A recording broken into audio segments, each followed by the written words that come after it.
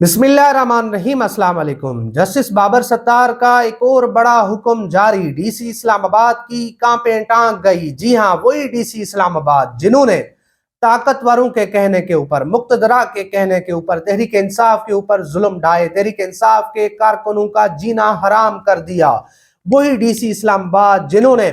اسلام آباد کے اندر انسانی حقوق کی پامالیاں کی، چادر چار دیواری کا تقدس پامال کیا، خواتین کی بے حرمتی کی، بچوں پر ظلم ڈھائے، یہاں تک کہ عامر مغل کے چھوٹے بیٹے کو بھی یہ اٹھا کر لے گئے تھے، ان کو بھی جیل میں ڈالا تھا۔ اور اس کے ساتھ ساتھ شہریار آفردی، افتخار جو ہے درانی، شیری مزاری، اس کے علاوہ سینکڑوں کارکنان جن کو اسلام آباد سے اٹھایا گیا، جن کو اغوا کیا گیا، جن کے اوپر ظلم ڈھائے گئے، جب یہ معاملہ جسٹس بابر ستار کی عدالت میں پہنچا تو جسٹس بابر ستار حیران ہو گئے، اور انہوں نے ڈی سی اسلام آباد سے پوچھا کہ آپ نے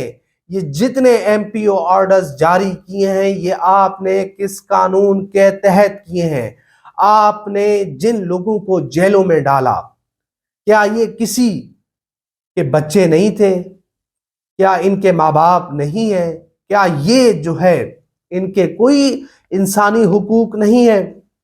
تو اس کے اوپر ڈی سی اسلام آباد لاجواب تھے۔ پھر جب یہ معاملہ آگے بڑھا، توہین عدالت کی جانب بڑھا، جب ڈی سی اسلام آباد کے پاس اپنی صفائی کے لیے کوئی ایک کاغذ کا ٹکڑا بھی نہیں تھا، تو اب جب ڈی سی اسلام آباد کو اندازہ ہوا کہ اب میرا بچنا جو ہے محال ہے، اب میں بچ نہیں سکتا، کیونکہ جسٹس بابر ستار نے آخری پیشی کے اوپر ڈی سی اسلام آباد اور ان کے وکلاء نے کوئی 5 سے 6 منٹ تک جسٹس بابر ستار صاحب کا منت ترلا کیا، پاؤں پکڑے، اور ڈی سی اسلام آباد کے حقیقتاً پاؤں کانپ رہے تھے، ان سے بولا نہیں جا رہا تھا، ان کے پاؤں میں کپ کپی تھی۔ تو یہ ایک پوری صورتحال ہے، اور جسٹس بابر ستار نے ان کو معافی نہیں دی، ان کو جو ہے یہی کہا کہ اب قانون نے اپنا راستہ اپنایا ہے، آپ نے جو غیر قانونی احکامات دیے، جو آپ نے غیر قانونی کام کیے، اب اس کے اوپر آپ کو معافی نہیں ملنے والی، اب اس کے اوپر آپ کو معافی نہیں ملے گی۔ تو اب اس کے بعد انہوں نے پھر انٹرا کورٹ اپیل کر دی، اس کے ساتھ ساتھ یہ جو ہے سپریم کورٹ آف پاکستان بھی پہنچ گئے، اور قاضی فائز عیسیٰ صاحب کی عدالت میں کیس بھی لگوا لیا۔ جب کیس لگا تو قاضی صاحب نے بھی ڈی سی اسلام آباد کو ریلیف دینے سے انکار کر دیا، اور ان کی اچھی خاصی کلاس لی، ان کی اچھی خاصی جو ہے مرمت کی۔ اس کے بعد یہ پھر دوبارہ جسٹس عامر فاروق صاحب کی عدالت میں آئے، اور پچھلے کئی دنوں سے یہ مقدمہ جسٹس عامر فاروق کی عدالت میں ہے، مگر جسٹس طارق محمود جہانگیری جو اس وقت ڈٹے ہوئے ہیں، جو کھڑے ہوئے ہیں، جنہوں نے ڈی سی اسلام آباد کو کہا ہے کہ آپ ہمیں کوئی ایک نظیر بتائیں، ہمیں کوئی ایک چیز بتائیں کہ ہم آپ کو انصاف دیں، ہم آپ کو ریلیف دیں، ہم جسٹس بابر ستار کی عدالت کے خلاف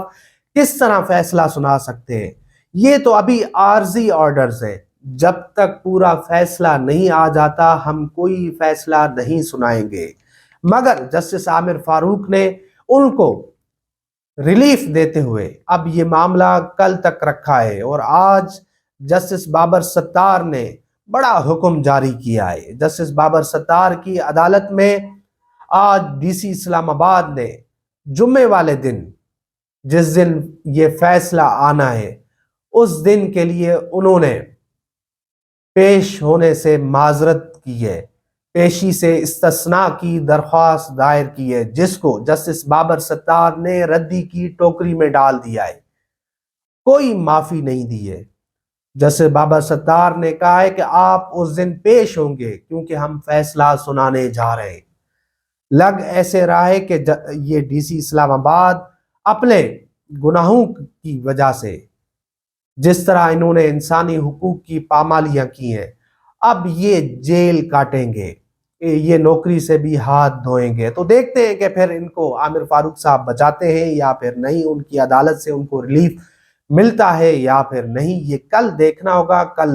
12 بجے یہ کیس جو ہے کمرہ نمبر 1 میں لگا ہوا ہے۔ ڈی سی اسلام آباد صاحب کافی پر امید ہے کہ ان کو عامر فاروق صاحب کوئی ریلیف دے دیں گے، مگر جسٹس طارق محمود جہانگیری ابھی تک ڈٹے ہوئے ہیں، ابھی تک کھڑے ہوئے ہیں، ابھی تک ان کو کوئی بھی ریلیف دینے کے لیے تیار نہیں ہے۔ تو جمعے والے دن جسٹس بابر ستار صاحب بڑا فیصلہ سنانے جا رہے ہیں، اور یہ فیصلہ ان تمام بیوروکریٹ، ان افسران کے لیے ہوگا جنہوں نے کسی اور کی خوشنودی کے لیے طاقتوروں کے کہنوں کے اوپر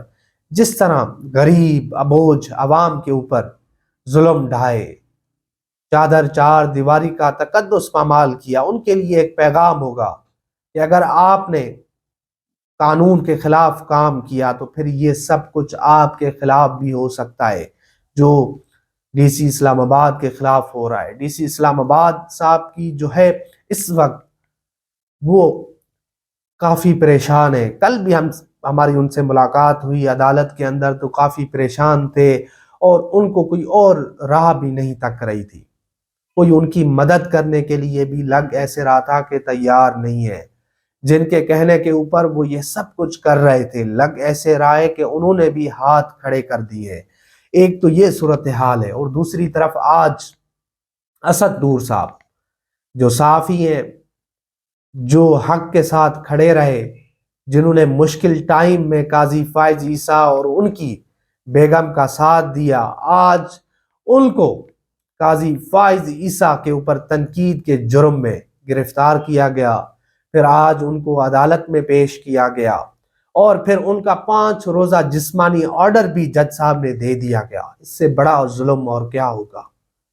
کیا اس سے اسد طور جھک جائے گا؟ کیا اس سے اسد طور بک جائے گا؟ کیا اس سے اسد طور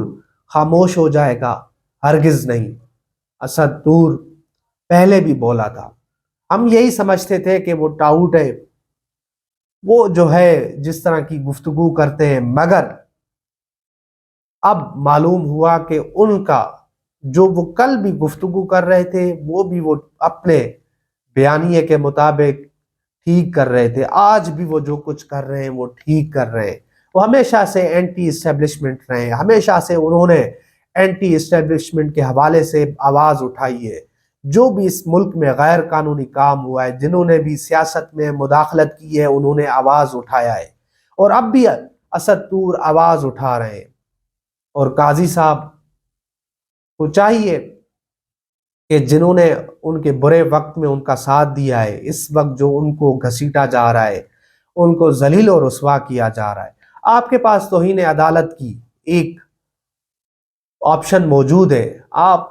وہ کریں، آپ ان کو اپنے پاس بلائیں، کٹہرے میں بلائیں، آپ ان سے سوال و جواب کریں، آپ ان کو سزا جزا دیں، مگر FIA کون ہوتا ہے کہ وہ قاضی صاحب کے بنا کے اوپر، قاضی صاحب کے جو ہے اس کے اوپر کاروائیاں کرے، صحافیوں کو جو ہے نوٹسز بھیجے، پھر ان کے اوپر کیسز کرے؟ تو یہ بڑا المیہ ہے، اور اسد طور کے ساتھ ہم کھڑے ہوئے ہیں، اسد طور کے ساتھ ہم جو ہے ڈٹے ہوئے ہیں، اور اسد طور کو اللہ پاک اپنی پناہ میں رکھے، کیونکہ اس وقت وہ حق سچ کے ساتھ کھڑے ہوئے، وہ حق سچ بات کر رہے ہیں۔ تو یہ تھی پوری صورتحال جو میں نے آپ کے سامنے رکھی ہے۔ تو انشاءاللہ ملتے ہیں اگلی ویڈیو میں، تب تک کے لیے اللہ حافظ۔